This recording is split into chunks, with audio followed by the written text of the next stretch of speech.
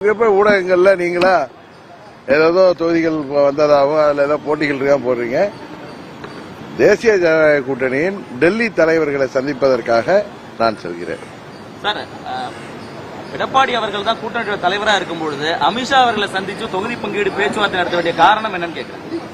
முதலமைச்சர் மாதிரி நீங்களும் கேக்குறீங்க. இல்ல இல்ல, முதலமைச்சர் சொல்றாரு இன்னைக்கு டெல்லியில போய் எதிர்கட்சிகள்லாம் அங்க போய் தான் பேச்சு. அது உண்மை அல்ல. குறிப்பாக அம்மா மக்கள் முன்னேற்ற கழகத்தை பொறுத்தவரை எங்கள் கூட்டணியின் தமிழ்நாடு தலைவர் திரு இபிஎஸ் அவர்களுடன் தொகுதிகள் பங்கீடு சம்பந்தமாக நாங்கெல்லாம் ஏற்கனவே தேசிய ஜனநாயக கூட்டணியில் இருக்கிறத உங்கள் மூலம் தமிழ்நாடு முதல்வருக்கு தெரிவித்துக் கொள்கிறேன். என்டிஏ ஆல் இண்டியா தலைமை யாருன்னா பிஜேபி. அதன் முக்கிய தலைவர் மாண்புமிகு உள்துறை அமைச்சர் அமித்ஷா அவர்களை நேற்று அண்ணன் இபிஎஸ் போய் சந்தித்து வந்திருக்காரு.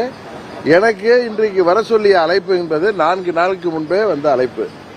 அதனால நீங்களா தொகுதி பங்கீடுக்கு தான் நாங்க போறோம் அப்படின்னு நீங்களா முடிவெடுத்தா, நீங்களே கேள்வியிலே லீட் கொடுத்தா அதுக்கு நான் பதில் சொல்ல வேண்டிய அவசியம் இல்லை. உங்கள் கேள்வியில் தவறான கேள்வி என்பதுதான் எனது பதில். இன்றைக்கு நாங்கள் செல்வது முதலமைச்சர் சொல்வது போல தமிழ்நாட்டுக்கு நிதி பெற்றுத்தர அவர்கள் செல்லவில்லை என்று சொன்னார். தேர்தல் அறிவிப்புக்கு பிறகு தமிழ்நாட்டுக்கு நிதி ஒதுக்க முடியுமா? அதை கூட முதல்வருக்கு தெரியாதா? பயம். இன்னொன்னு, டெல்லி எவ்வளவு நிதி கொடுத்தாலும் அதையெல்லாம் நீங்கள் கபலீகரம் செய்வதால் தான் தமிழ்நாடு மக்கள் உங்களை மாற்றுவதற்காக துடித்துக் கொண்டிருக்கிறார்கள்.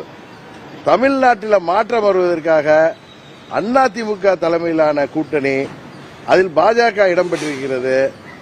பாஜகவின் டெல்லி தலைவர்களை நான் சந்திக்க செல்கிறேன். காரணம், தேசிய ஜனநாயக கூட்டணி என்பது பாஜக தலைமையிலான கூட்டணி என்பதை உங்கள் வாயிலாக முதல்வருக்கு தெரிவித்துக் கொள்கின்றேன்.